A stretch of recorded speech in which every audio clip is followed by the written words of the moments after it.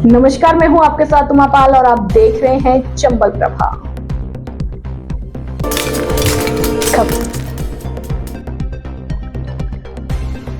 बाल कल्याण समिति के अध्यक्ष पर सदस्यों ने किया हमला।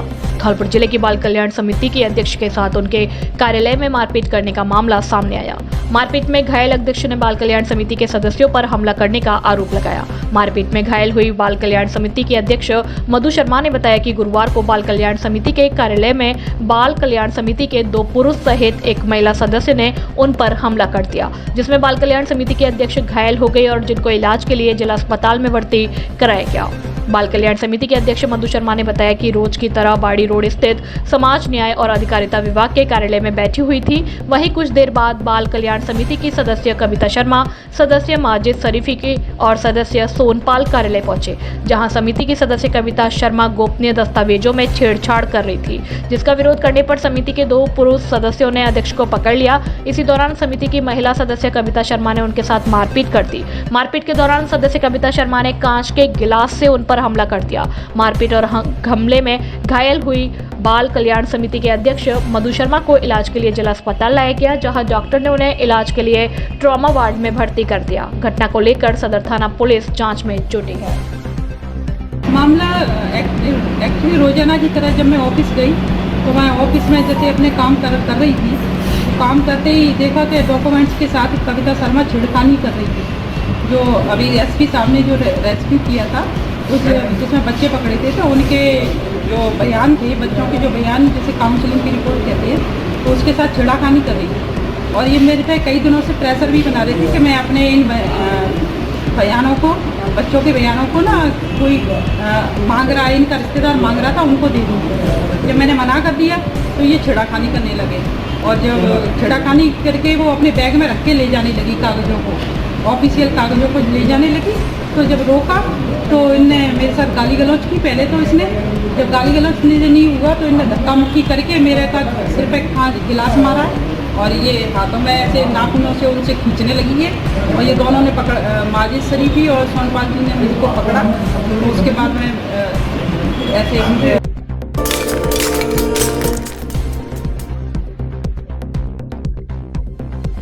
साहब, पत्थर मजदूरी ही हमारी आजीविका है, ये बंद होते ही बच्चे भूखे मर जाएंगे। सवाईमाधोपुर विधायक एवं कृषि मंत्री डॉक्टर किरोड़ी लाल मीणा सरमथुरा पहुंचे, जहां भाजपा कार्यकर्ताओं एवं पत्थर व्यवसाय से जुड़े हुए लोगों ने उनसे शिष्टाचार भेंट की और अपनी प्रमुख समस्याओं को मंत्री किरोड़ी लाल मीणा को अवगत करवाया, जिस पर मंत्री डॉक्टर किरोड़ी लाल मीणा ने कहा कि उनकी समस्या को जल्द से जल्द हल किया जाएगा। साथ ही इसके बाद मंत्री मीणा ने पत्रकारों के साथ प्रेस वार्ता करते हुए कहा कि सरमथुरा सहित पूरा धौलपुर जिला पत्थर उद्योग पर निर्भर है और लोग इसी रोजगार पर निर्भर है, लेकिन कुछ दिनों से लोगों की शिकायतें मिल रही हैं कि वन विभाग एवं पुलिस के द्वारा पिछले कुछ समय से अनावश्यक रूप से लगातार कार्रवाई की जा रही है, जो गलत है। साथ ही कहा कि सरमथुरा की जनता से मैं भलीभांति परिचित हूं और सरमथुरा क्षेत्र की जनता मेरा परिवार है। मैं अपने परिवार का दर्द भलीभांति समझता हूं। साथ ही कहा कि किसी भी तरीके से कोई दमनकारी नीति बर्दाश्त नहीं की जाएगी और निर्बाध रूप से खदानें चलेगी। वहीं अवैध खनन की आड़ में वैध खननधारियों को तंग करने पर मंत्री ने नाराजगी जताई। इस दौरान बड़ी संख्या में कार्यकर्ता एवं पत्थर व्यवसाय से जुड़े लोग मौजूद रहे। चंबल प्रभा न्यूज के लिए जिला संवाददाता विष्णु कुमार सोनी की रिपोर्ट। कक्षा 10वीं 12वीं में 100% परीक्षा परिणाम देने वाले एकमात्र विद्यालय Anand public senior secondary convent school Dholpur. हमारे यहाँ मिलेगा आपको नंबर 1 फैसिलिटीज, जिसमें विद्यालय कैंपस में कोचिंग व्यवस्था, प्रत्येक वर्ष श्रेष्ठ परिणाम देने वाली संस्था, अनुभवी और योग्य शिक्षकों की टीम। हमारे यहाँ साइंस, बायो, कॉमर्स, मैथ और हवादार कमरे और शुद्ध आरओ वाटर और वाहन सुविधा उपलब्ध है। कमजोर विद्यार्थियों के लिए अलग से कक्षाएं लगाई जाती हैं। एडमिशन ओपन जल्दी करें। हमारा पता है आनंद नगर, सेपऊ रोड, धौलपुर। प्रधानाचार्य सत्येंद्र सिंह पवार। Mobile number 94 14 58 37 70। निर्देशक इंदर सिंह पवार। Mobile number 80 05 88 89 39।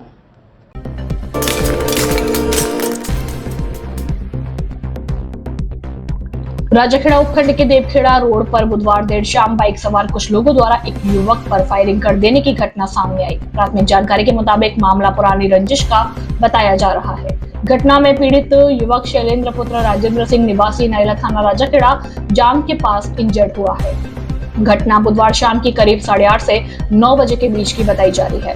घायल युवक को परिजन इलाज के लिए राजाखेड़ा के शहीद राघवेंद्र सिंह सामुदायिक स्वास्थ्य केंद्र पर लेकर आए, जहां उसे प्राथमिक उपचार के बाद रेफर कर दिया गया, जिसके बाद परिजन उसे इलाज के लिए आगरा लेकर आए, जहां एक निजी अस्पताल में युवक का उपचार चल रहा है। राजाखेड़ा थानाधिकारी वीर सिंह ने बताया कि घटना को लेकर अभी पीड़ित पक्ष द्वारा पुलिस में रिपोर्ट नहीं दी गई है। मामला पुरानी रंजिश का बताया जा रहा है। पुलिस आरोपियों को पकड़ने के लिए दबिश दे रही है।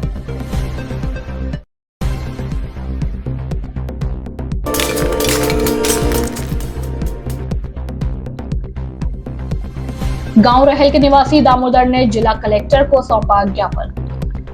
कंचनपुर थाना क्षेत्र के गांव रहल के निवासी दामोदर ने जिला कलेक्टर को ज्ञापन सौंपा। ज्ञापन में बताया कि प्रार्थी के पुत्र रिंकू का 3 फरवरी 2024 को गांव के कुछ लोगों ने मर्डर कर दिया था, जिसकी रिपोर्ट थाना कंचनपुर में दर्ज करा दी गई थी, जिसमें कुछ आरोपी गिरफ्तार किए गए हैं, बाकी अभी फरार चल रहे हैं। 4 अप्रैल 2024 की बात है। नाम दर्ज आरोपी जो फरार चल रहे हैं, जो सभी प्रार्थी के घर के बराबर में खेत में खड़ी फसल को काट रहे हैं तथा रात को वहीं रुककर प्रार्थी पर व उसके परिवार पर दबाव डालकर धमका रहे हैं कि रिपोर्ट वापस ले लो, अन्यथा उन्हें भी जान से मार दिया जाएगा, तुम्हारी फसल व संपत्ति को भी कब्जा कर लिया जाएगा। कलेक्टर से निवेदन है कि उन सभी आरोपियों को शीघ्र गिरफ्तार किया जाए और हमारी फसल की हिफाजत की जाए व जानमाल की रक्षा की जाए।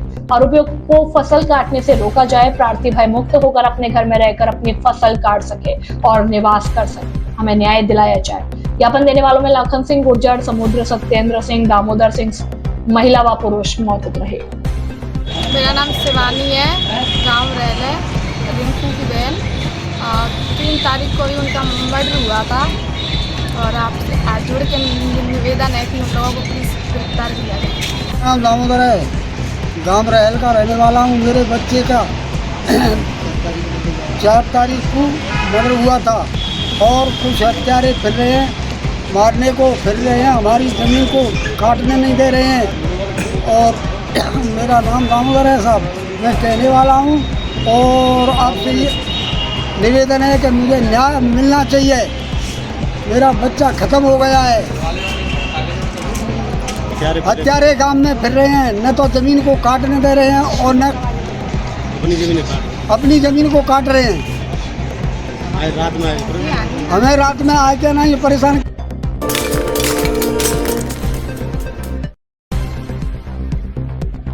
बसेड़ी विद्युत विभाग की लापरवाही से आमजन परेशान। बसेड़ी की ग्राम पंचायत दोपुरा के गांव मनसा का पुरा में गुड्डू सिंह पुत्र साहब सिंह अपने खुटे से बंधी भैंस को चारा खिलाने गया हुआ था। तभी भैंस हाथ में से छूटकर सामने खड़े बिजली के खंभे से खुजाने के लिए टच हुई तो तुरंत बिजली के करंट से मौके पर भैंस की मौत हो गई। बसेड़ी से पुनीत परमार की रिपोर्ट।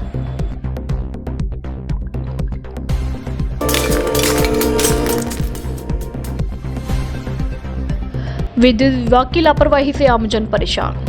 सैपो कस्बा में विद्युत विभाग की लापरवाही कभी भी कोई बड़ा हादसा घटित करवा सकती है, जिसका मुख्य कारण है मुख्य सड़क के ऊपर से होकर गुजर रही हाई टेंशन विद्युत लाइन। साथ ही आपको बता दें कि नियम के अनुसार कोई भी हाई टेंशन लाइन जब किसी रोड को क्रॉस करती है तो आमजन की सुरक्षा के लिए उसके नीचे सेफ्टी जाल का होना बहुत जरूरी है, लेकिन विद्युत विभाग इस ओर कोई ध्यान नहीं दे रहा, जिससे कभी भी कोई भी बड़ा हादसा घटित हो सकता है। पूर्व में भी कई बार बड़े हादसे हो चुके हैं और लोगों को अपनी जान गंवानी पड़ी है। साथ ही चंबल प्रभा न्यूज धौलपुर प्रशासन व विद्युत विभाग धौलपुर से आमजन की सुरक्षा के लिए यह अपील करता है कि इस समस्या को संज्ञान में लेकर इस पर प्रभावी कार्यवाही की जाए और लोगों को हो रही परेशानी से जल्द निजात दिलाई जाए। सैपो से अजित परिहार की रिपोर्ट।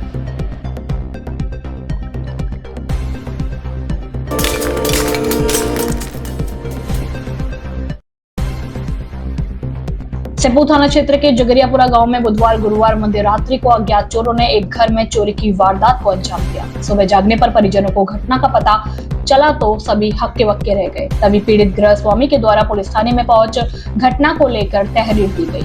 जानकारी के मुताबिक मोहन प्रकाश शर्मा पुत्र जगदीश प्रसाद निवासी जगरियापुरा के घर में चोरों ने चोरी की वारदात की है। इस दौरान पीड़ित ने जानकारी देते हुए बताया कि वह हर रोज की भांति अपने घर में सोए थे। तभी देर रात्रि को अज्ञात चोर मौका पाकर मकान के पिछवाड़े से सीढ़ी लगाकर घर में प्रवेश कर गए और कमरे के अंदर रखी अलमारी और बक्सों का ताला तोड़कर करीब 56,000 रुपए की नकदी और सोने चांदी के आभूषण चोरी कर मौके से फरार हो गए। सुबह जागने पर कमरे के अंदर बिखरा पड़ा सामान मिला और उसके अलावा मकान की छत पर एक बक्सा और बिखरा हुआ सामान मिला। बक्से के अंदर रखे सोने चांदी के आभूषण सहित नकदी निकालकर चोर फरार हो गए। अब घटना को लेकर पीड़ित गृह स्वामी द्वारा पुलिस थाने में कार्यवाही की मांग की गई है।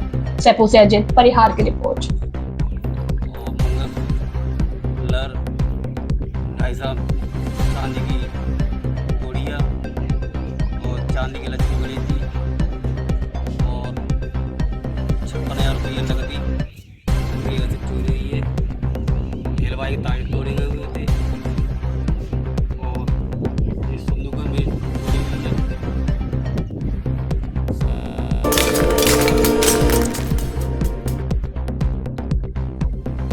सेपू उपखंड क्षेत्र के मोहल्ला गांव में अज्ञात कारणों के चलते एक गेहूं के खेत की कच्ची फसल में आग लग गई।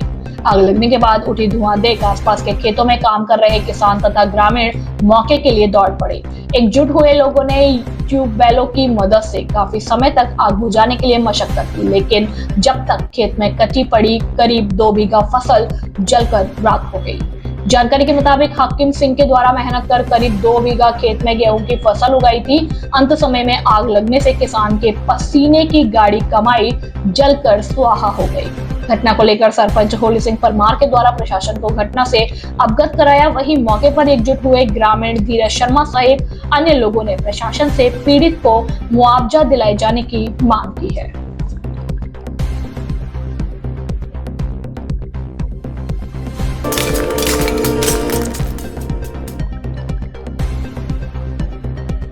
हादसों को निमंत्रण देती तहसीलदार निवास की जर्जर दीवार, किसी भी समय हो सकता है बड़ा हादसा। जैसा कि सभी दर्शकों को मालूम है कि आपका लोकप्रिय चैनल चंबल प्रभा सदैव ही जनहित के मुद्दों से जुड़ी हुई खबर चलाता है, जो हम लेकर आए हैं। ऐसा ही एक खबर जो सरमथुरा तहसीलदार निवास से जुड़ी हुई है। मामला कुछ यूं है कि सरमथुरा उपखंड कार्यालय के समीप ही परिसर में तहसीलदार क्वार्टर की पत्थरों से बनी जो दीवार है उसमें बहुत ही बड़ी दरार है जो काफी दिनों से बनी हुई है, लेकिन किसी भी प्रकार की कोई प्रक्रिया प्रशासन की ओर से नहीं की गई है। तहसीलदार निवास होने के बावजूद भी वहां खाली पड़ा है। साथ ही तहसीलदार निवास में तहसीलदार का कोई ठहराव ही नहीं है, जिसके कारण तहसीलदार आवास की हालत बदतर हो गई है। निवास के बगल में होकर लोगों का आना जाना लगा रहता है। कभी भी तेज हवा के कारण दीवार गिरने से कभी भी कोई बड़ा हादसा हो सकता है। साथ ही कई बार आम लोगों ने इसकी जानकारी तहसील प्रशासन को भी दी है, लेकिन उनके द्वारा कोई भी कार्यवाही इसको लेकर अभी नहीं की गई। ऐसा लगता है कि तहसील प्रशासन जानबूझकर इससे अनजान बना हुआ है और किसी बड़ी घटना के घटने के इंतजार कर रहा है। चंबल प्रभा न्यूज के लिए जिला संवाददाता विष्णु कुमार सोनी की रिपोर्ट।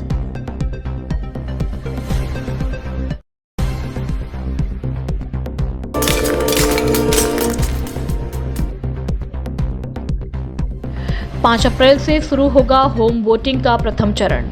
1185 मतदाता करेंगे घर से वोट। लोकसभा आम चुनाव 2024 के तहत होम वोटिंग 5 अप्रैल से शुरू होगी। जिला निर्वाचन अधिकारी श्रीनिधि वीटी ने बताया कि होम वोटिंग के लिए समस्त तैयारियां पूर्ण कर ली गई है, जिसमें 1185 पात्र 85 वर्ष से अधिक के वरिष्ठ और दिव्यांग मतदाता घर बैठे ही अपना मत अधिकार का प्रयोग करेंगे। उन्होंने बताया कि होम वोटिंग का प्रथम चरण 5 अप्रैल से प्रारंभ होकर अलग अलग विधानसभा वार 13 अप्रैल तक चलेगा। घर घर जाकर मतदान करवाने के लिए रूट चार्ट बनाकर तैयार कर लिया गया है। सेक्टर अधिकारियों और राजनीतिक दलों के प्रतिनिधियों की उपस्थिति में संपूर्ण प्रतिक्रिया संपादित करवाई जाएगी। इस प्रक्रिया को निष्पक्ष और पारदर्शी बनाने के लिए वीडियोग्राफी भी करवाई जाएगी। वैसे बसेड़ी विधानसभा क्षेत्र से 346, वाड़ी विधानसभा क्षेत्र से 339, धौलपुर विधानसभा क्षेत्र से 229 तथा राजाखेड़ा विधानसभा क्षेत्र से 271 मतदाता होम वोटिंग सुविधा का उपयोग करेंगे। प्रथम विजिट में यदि कोई होम वोटिंग का मतदाता घर पर नहीं मिलता है तो उनके लिए 15 व 16 अप्रैल को द्वितीय विजिट कर उनका मतदान करवाने का प्रयास किया जाएगा। होम वोटिंग पोलिंग पार्टियों का प्रशिक्षण आयोजित होम वोटिंग करवाने वाली पोलिंग पार्टियों का प्रशिक्षण आयोजित किया जाकर उन्हें मतदान प्रक्रिया की जानकारी दी गई है। प्रशिक्षण के दौरान मतदान दलों को पोल प्रोसेस के अलावा मतदान से जुड़ी सामग्री लेने और वापस जमा करवाने और तथा होम वोटिंग की SOP के बारे में विस्तार से जानकारी दी गई है।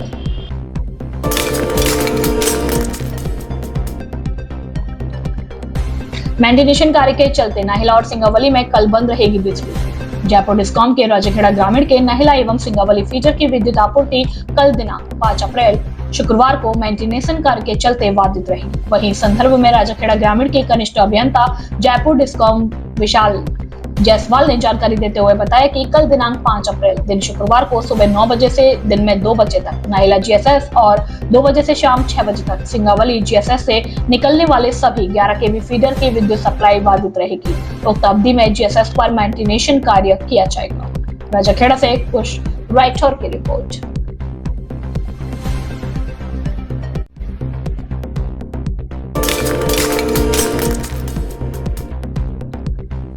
अधिक गर्मी होने के कारण लोगों ने लिया गन्ने के रस का आनंद। धौलपुर सहित आसपास के एरिया में अधिक गर्मी का मौसम होने के कारण भगवान भास्कर ने उगल दिया आग पारा। पहुंचा 38 डिग्री सेल्सियस। दिन में करीब 1:30 बजे का तापमान एकदम अधिक हो गया। वहीं कई जगहों लोगों ने कंठ को ठंडा करने के लिए नींबू पानी, शिकंजी और गन्ने की चरखी के पास खड़े होकर गन्ने के रस का आनंद लिया।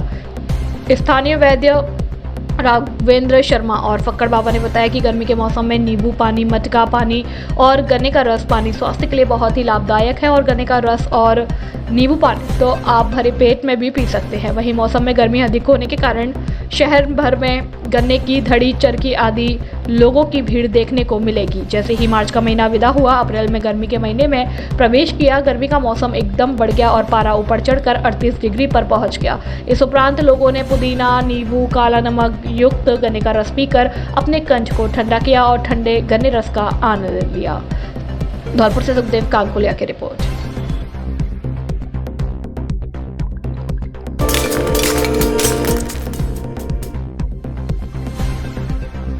₹38,42,059 का गबन करने वाले 2 ई-मित्र संचालक गिरफ्तार। कोतवाली थाना पुलिस ने 2 साल पुराने धोखाधड़ी के मामले में फरार चल रहे इनामी आरोपियों को गिरफ्तार किया है। गिरफ्तार किए गए दोनों आरोपियों पर धौलपुर पुलिस की ओर से 20-20 हजार रुपए का इनाम घोषित किया गया था। दोनों अपराधियों के खिलाफ उप पंजीयन कार्यालय द्वारा धोखाधड़ी का मुकदमा दर्ज कराया गया था। मामले की जानकारी देते हुए कोतवाल प्रमेंद्र रावत ने बताया कि 2 साल पहले उप पंजीयन कार्यालय धौलपुर की ओर से एक मुकदमा दर्ज कराया गया था, जिसमें बताया गया था कि 2 ई-मित्र संचालक रिंकू लोधा पुत्र जगदीश लोधा और भोलू लोधा पुत्र जगदीश लोधा निवासी बजरिया ने धोखाधड़ी कर फर्जी ई-ग्रास चालन की रसीद काटी थी। फर्जी रसीद के जरिए दोनों आरोपियों ने 38,42,059 रुपए का गबन किया था। थाने में मामला दर्ज होने के बाद से ही दोनों आरोपी लगातार फरार चल रहे थे। कोतवाल ने बताया कि पुलिस ने पिछले 2 साल से फरार चल रहे दोनों आरोपी रिंकू और भोलू को गिरफ्तार कर लिया है। गिरफ्तार किए गए दोनों आरोपियों से पुलिस धोखाधड़ी के मामले को लेकर लगातार पूछताछ कर रही है, जिसके बाद उन्हें कोर्ट में पेश किया जाएगा।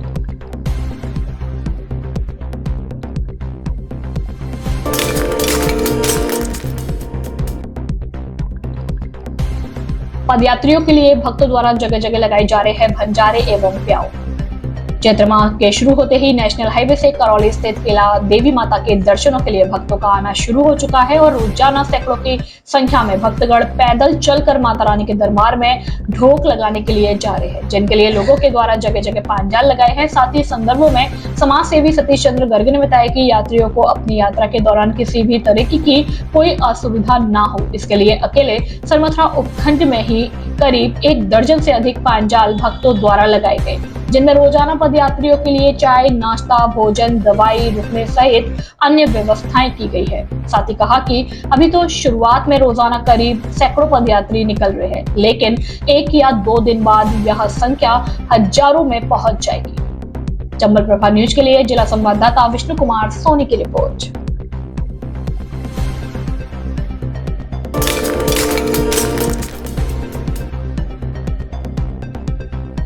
विश्व स्वास्थ्य दिवस के उपलक्ष्य में नीति आयोग के अशान्वित ब्लॉक कार्यक्रम के अंतर्गत ग्राम पंचायत महू गुलावली पीएससी पर